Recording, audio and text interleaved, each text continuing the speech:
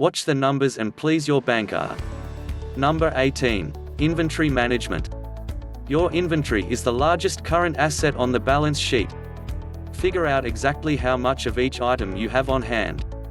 You want to buy inventory as inexpensive as you can, and hold just the right amount. Too little stock will interfere with the flow of production. Too much increases your cost to carry stock with insurance and storage. Use purchase orders to keep an eye on the performance of your suppliers.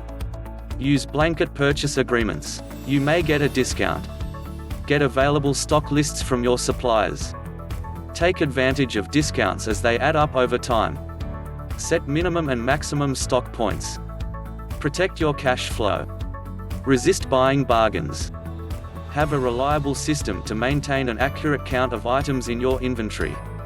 Review your reorder system every 6 months. What was the ruling and why? Another business tip from Learn Accounting Fast. Next, financial yardsticks.